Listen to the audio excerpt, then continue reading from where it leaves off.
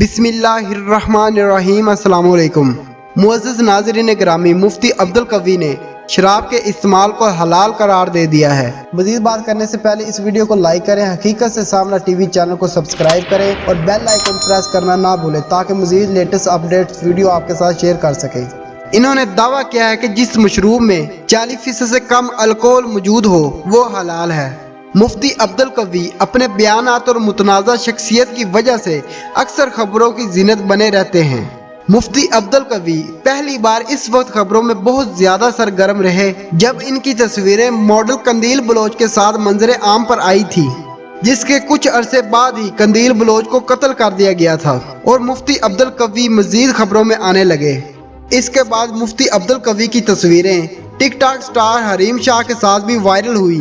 مفتی عبدالقوی اکثر ایسے بیانات دیتے رہتے ہیں جو انہیں خبروں میں لے آتے ہیں۔ حال ہی میں انہوں نے ایک بار پھر متنازع بیان دیا ہے۔ ایک انٹرویو کے دوران مفتی عبدالقوی کہتے ہیں کہ وہ مشروب جس میں الکوہل کی مقدار 40% سے کم ہو وہ حلال ہے۔ اگر الکوہل معدنیات سے حاصل کی ہے تو اس کی 100% مقدار بھی حلال ہے۔ ان کا مزید کہنا ہے کہ اگر ہمارے علماء کرام کے تمباکو والے پان حلال ہیں تو پھر آج کے مشروبات بھی حلال ہیں۔ معزز ناظرین گرامی، پبلک ہیلتھ انسٹیٹیوٹ کے الکوحل ریسرچ گروپ کے سینئر سائنسدان ولیم کے مطابق بئیر میں 4.5% الکوحل ہوتی ہے، وائن میں 11.6% اور شراب میں 33% الکوحل ہوتی ہے۔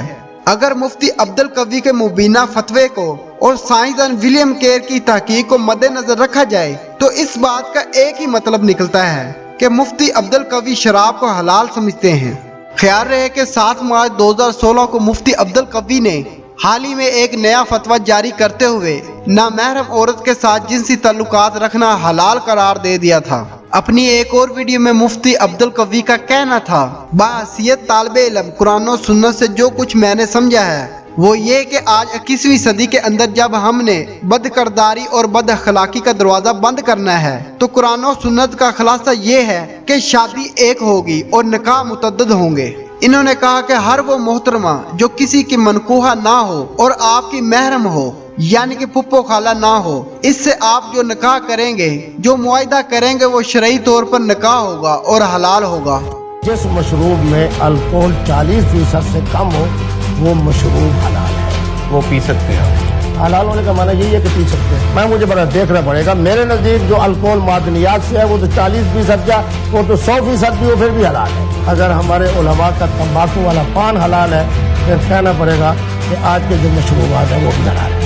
دوستو، اگر آج کی ویڈیو آپ کو اچھی لگی ہے تو اس کو لائک کریں اور اپنے دوستوں کے ساتھ شیئر کریں۔ ہمارے چینل حقیقت سے سامنا کو سبسکرائب کریں، بیل آئیکن پریس کرنا نہ بھولیں تاکہ نوٹیفیکیشن میں لیٹسٹ ویڈیو آپ تک پہنچتی رہیں، اور کمنٹ سیکشن میں اپنی قیمتی رائے کا اظہار ضرور کریں۔